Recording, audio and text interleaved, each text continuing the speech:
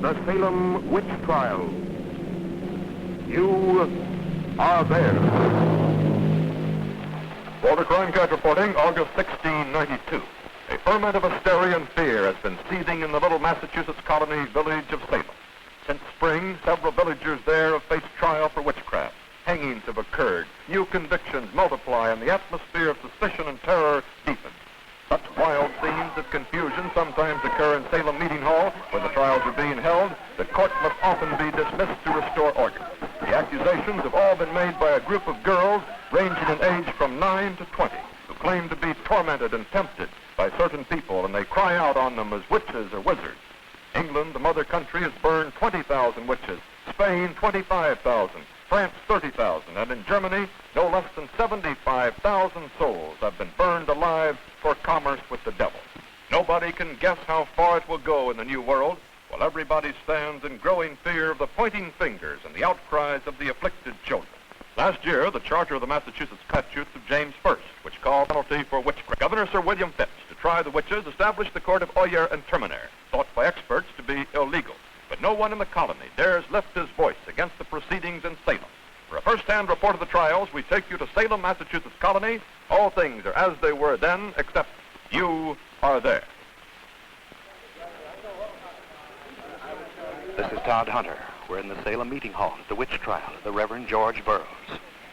The prisoner was cried out upon by these children, whose testimony has sent many to the gallows already, while others stand accused and await trial. This is Ann Putnam, age 12, daughter of Sergeant Thomas Putnam, the clerk of the parish.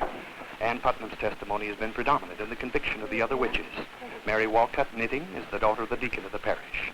The others are Mercy Lewis, Elizabeth Hubbard, and Abigail Smith. The judges are coming in. There is Justice William Stoughton, followed by Judge John Haythorne. And this is the accused, the Reverend George Burroughs. The jury is filing in. In a moment, the verdict. In the matter of the Crown Colony of Massachusetts against George Burroughs, what hath the jury found? We say, with God's counsel, the prisoner to be guilty. It is false. The jury speaks of God. I am a servant of God. God does not countenance his servants to be made the tool of Satan. It is impossible. I am innocent. Let the prisoner stand forth. Whereupon George Burroughs has this day been found guilty of the indictment of witchcraft. We command in the name of their Majesties William and Mary, now King and Queen of England, that on August 19th the said George Burroughs be taken from their Majesties' jail in Salem to the place of execution, and there be hanged until he is dead. Murder! Remove the prisoner. But I am innocent. I am a man of God. By all my vows, I swear I am innocent. I am innocent. I am innocent. Justice Stoughton, sir, and Judge Haythorne. Yes? Reverend Burroughs claimed he was innocent. What evidence was against him? Why, crushing and unequivocal evidence, sir. The condemned man was known to place his middle finger in the barrel of a gun 6 feet long and hold it thus at arm's length. A gun which strong men found difficulty to lift in the normal fashion. Also, he would carry full casks of molasses, as though they were eggs blown empty of contents. Surprising feats of strength, but is it proof of witchcraft? Such power is only of the devil. Witch marks were found on the prisoner's body. Sure proof of infestation by malign spirits. Witch marks, sir? Marks. Excrescences. Discolorations on the skin. Like warts or port wine marks? Yet not warts, nor port wine marks, but quite definite points of entry and exit of familiar spirits. Then tormented and tortured these poor, unoffending girls most grievously. And other matters. Oh, indeed.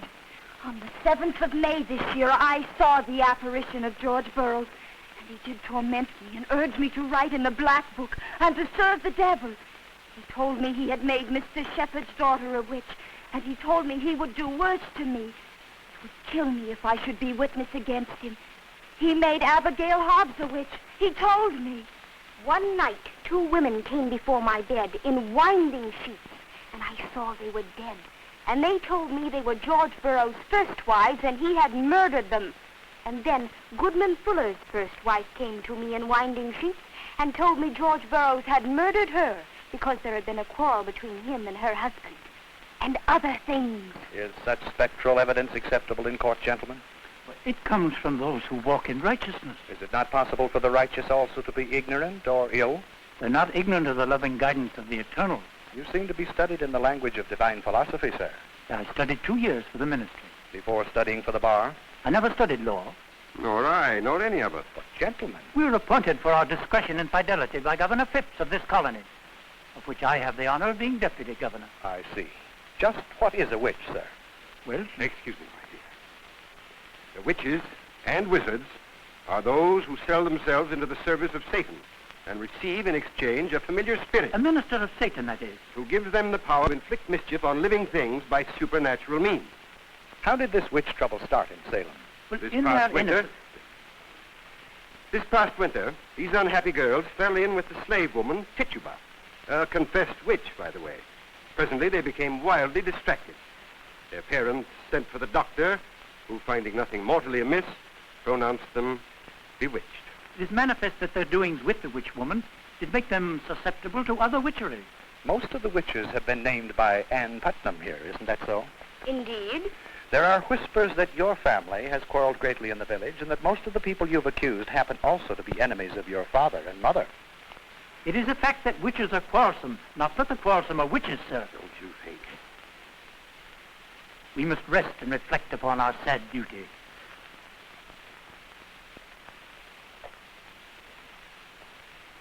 We turn you over to Ned Calmer with a report from Salem Jail. Come in, Ned Calmer. This is Ned Calmer. We're standing just outside the cell of the Salem Jail. Although the prisoners are carefully guarded, they are permitted visitors, and this man and woman are undoubtedly in that category. All the people we see here are being held for trial as witches or have already faced the court and are condemned to hang. This is Mrs. Mary Easty, who has been accused by the Salem girls and is expected to go on trial today. This is a woman named Foster, believed by many to be deranged. Having confessed to being a witch, she will not be put to death. Sir, are you acquainted with any of the prisoners here? No, sir. We know they're allowed visitors, however. We thought we might comfort them a little. Well, by your dress and manner, you're not citizens of Salem. We're from Charlestown. And you came here solely to extend sympathy to these people? Not precisely. We have a certain personal interest in the proceedings. Excuse me. Madam, would it be amiss if we had a few words with you? Oh, no, sir. Are you one of those charged with witchcraft? I'm condemned to death for it. I'm sorry. Thank you, sir, but regret is not enough. I know. Grief is not enough. The apologies and the redress that come after the innocent have been long with the grave worms, they're all too late. Except to instruct the future to be wiser. Yes. Do you question the very existence of witchcraft? Oh, no, sir, there are witches, and they must be found out, but I'm not one of them. She lies. She lies in her witch's teeth, and she knows it. She is a witch. She is one of us. Aye, there you see a true confessed witch. She made me a witch. We went together to a witches' meeting in the Reverend Parris's pasture. The devil himself carried us there on a long pole, flying in the darkness. Only the pole broke, pitched us both to the ground and hurt me. See? See how I live still? It proves. Surely this limp was not taken in evidence. It was powerful proof that good wife Foster's confession was true and I a witch. In open court, she did tie the hands of Susanna Sheldon so hard only a sword could free her. Hey? Did the court see these fetters? Not unless they all be witches. Sir, good wife Mary Eastie's on trial, and I know before God she'd be as innocent as myself. Good wife Easty, how will you plead? To plead guilty would be to belie myself. I plead innocent. Who is your counsel? My conscience. We have no counsel, sir. None but the Lord. And none will come forward to speak well of us. We stand alone. Incredible. And more. She bewitched John Lovejoy's hog to death, she did. Good wife, Easty. The magistrates are honorable men. Ask goody carriers, they be wise ones. My sister Rebecca was acquitted by the jury. You see? She was acquitted. The crowd cried out for her death. The magistrate returned the jury to their room to reflect again, and this time to come out with a verdict of guilty. This the 12 good, frightened men did do. And my sister moulders in her grave for it. Mrs. Eastie. She was quite old and harmless and Christian and good, and last month she hanged. Mrs. Eastie.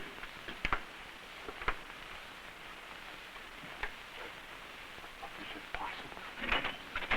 A witch may confess her guilt, then live to send the innocent to their death? Is this justice and honor in Massachusetts colony? Trust in the goodwill and the justice of the court, Nathaniel. And those wretched girls? One of them cried out on Dear. me. One of them cried out on me. From here to Charlestown, and the girl never met my wife and doesn't know her. My wife has been cried out on in the rankest hearsay and fantasy. Our friends advised us to come to Salem and present ourselves for questioning. They believe in the court and its mercy. Why shouldn't we? May I say, Mr. Carey and Mrs. Carey, how much I respect your respect for the law and for due process. We'll sit in court and see how it goes before we cast ourselves upon the discretion of the court. Come, my dear. Are they wise in doing this, Goodwife Carrier? They have small choice. Why is that? They will be sought out and found if they try to run away. A deputy named Willard, sickened of the slaughter, refused to arrest any more witches. He fled, was found, tried for witchcraft himself and hanged. Others the same. Reverend George Burroughs the same. There's no escape from the court and its young harpies. Then you don't share the Careys' belief in justice.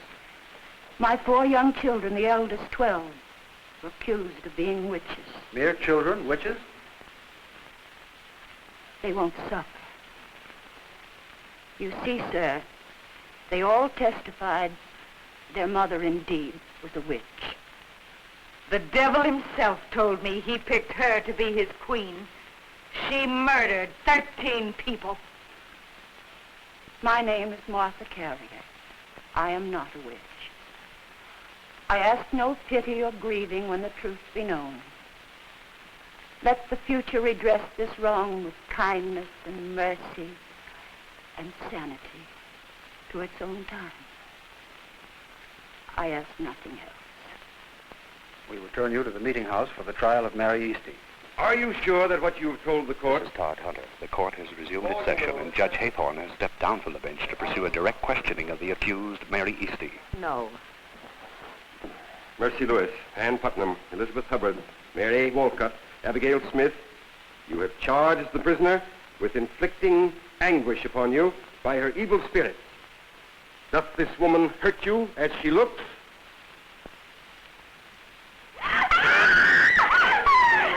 Divert the face of the accused.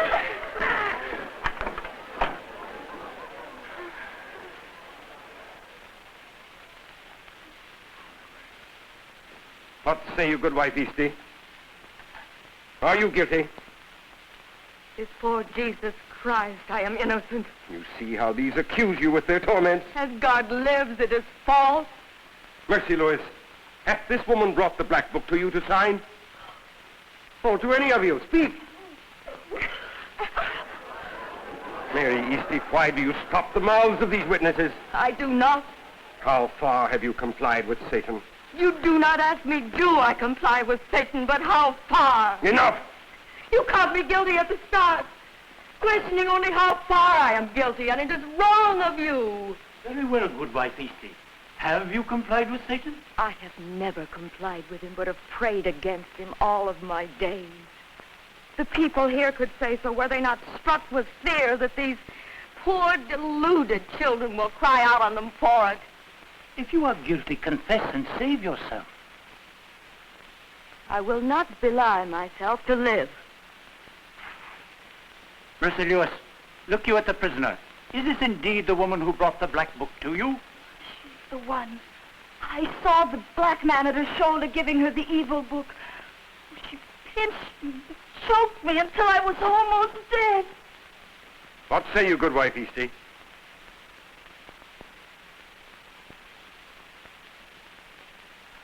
You are witnessing a typical demonstration of the strange susceptibility of these girls to the actions of the accused witches. Notice how the girls' necks and heads strain downward. It is believed here that they are under the powerful influence of the accused familiar spirit. Lift up the head of the accused.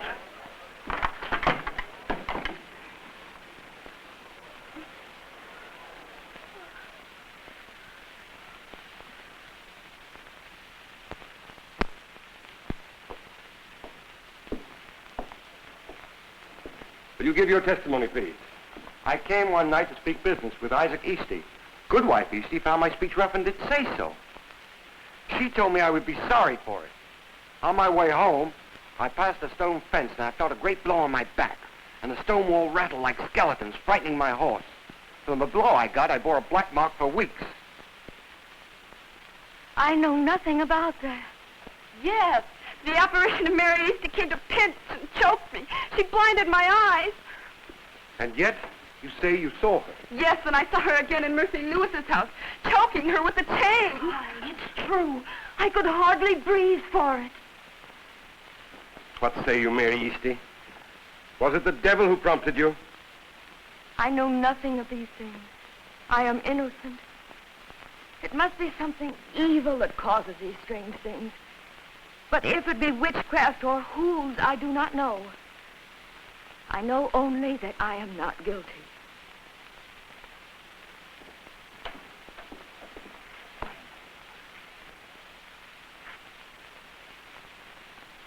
Let the witnesses think carefully. Are you sure that this is the woman?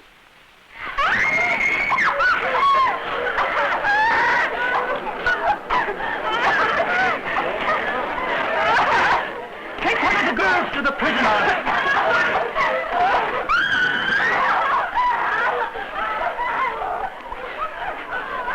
Sir, Your Honor, Judge Haythorne, what is Justice Stoughton doing?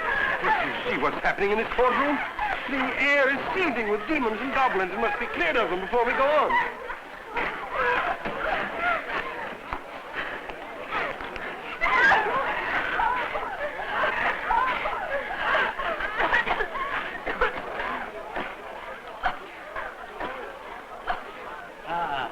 Let the jury retire. Let them decide if Goodwife Easty commandeth a dire familiar spirit and is guilty or innocent of doleful witchcraft.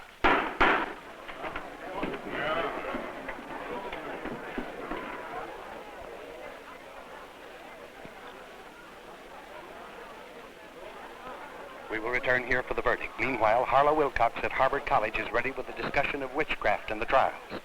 This is Harlow Wilcox outside the residence of the Reverend Increase Mather, president of Harvard College and one of the most enlightened minds in New England today. Mr. Mather, sir, do you believe in the existence of witches? In Exodus 22:17, we read, "Thou shalt not suffer a witch to live." Having God's warrant that witches must be exterminated, we have warrant that they do exist. Well, sir, would you have any comment to make on the trials now going on in Salem? The name witch is so odious that we must exercise the gravest care before bestowing it on anyone. I trust they are exercising the most exquisite precautions, particularly in the matter of evaluating spectral events. Well, believing in witches as you do, and yet skeptical of certain types of evidence, on what grounds may a witch be safely condemned? I am of the belief that the evidence should be as clear as in any other major crime. However, if two credible persons affirm under oath certain incriminating evidence against the accused, that would be sufficient for conviction. One last question before returning to Salem. Do you consider that court to be showing your wisdom and forbearance? They have acted with fidelity according to their light. They deserve prayers and pity, not censure. Thank you, sir. We return you now to Salem Meeting Hall. The jury is just returning and the court brought to order. We'll hear the verdict on Mary Easty in a moment. In the matter of the Crown Colony, Massachusetts against Mary Easty, what hath the jury found? We say, with God's counsel, the prisoner be guilty. Let the prisoner stand forth.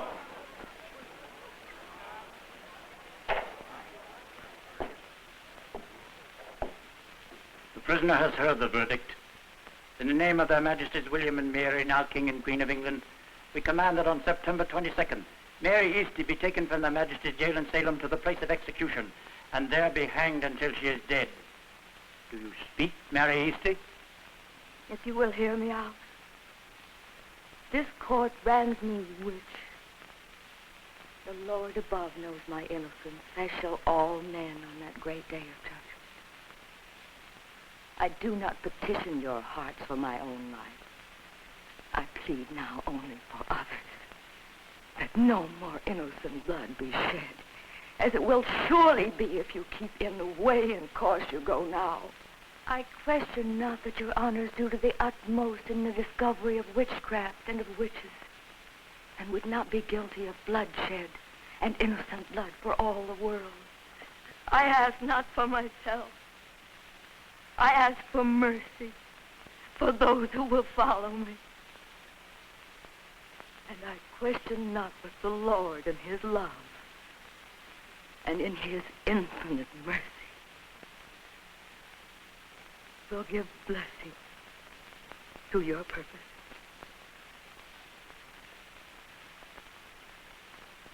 I am ready.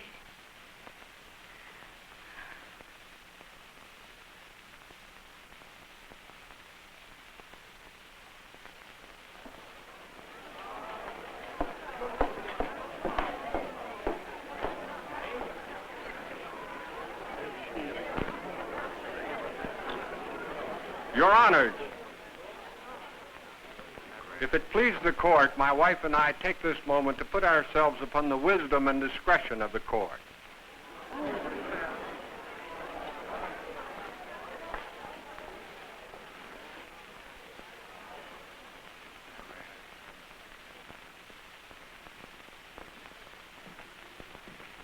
My wife has been cried out on as a witch. Now, we know this to be some misunderstanding. We have sat here that these girls may sense a witch among them, if my wife is such. Yet they have detected no witchery in the audience. Your name, sir? I have not given my name purposely. Better to test the girls. But now the test is done. Our name is Carey of Charlestown. I am a shipbuilder. Seize upon her! Resist the wisdom of the law. Let her go. Let her alone. Sir, we'll go to the prisoner at the bar.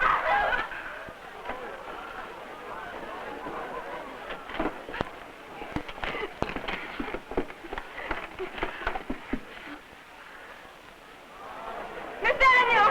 The test is made. No. The prisoner will be taken to jail to await trial. Nathaniel! I'm not a witch. I swear it, I'm not a witch. Nathaniel, save me! Save me! Save me! God will take vengeance on you in these senseless silence. I will never be silent. It has gone too far. You will not kill my wife. She will never face trial. If I must tear down these walls, my wife will not remain in jail to face this court. Put him out. You have gone too far. Witches indeed. Too far. Too far. Others were tried and hanged. In all, 20 died innocently in the village of only 1,700 souls. Nathaniel Carey never let his wife face trial, but broke into the jail and liberated her. The afflicted children, carried away by their power, accused higher and higher. And at last they accused Lady Phipps, the wife of Governor Sir William Phipps himself. Promptly the governor denounced the whole court and dissolved it. 6 months of terror in Salem were over. Most of the afflicted children went on to drab and shameful lives, and Putnam, years later, repented publicly. And Mary Eastie's plea for mercy and truth lives today. August 1692, the day the witch hunt reached high noon. What sort of a day was it? A day like all days, filled with those events that alter and illuminate our time. And you were there.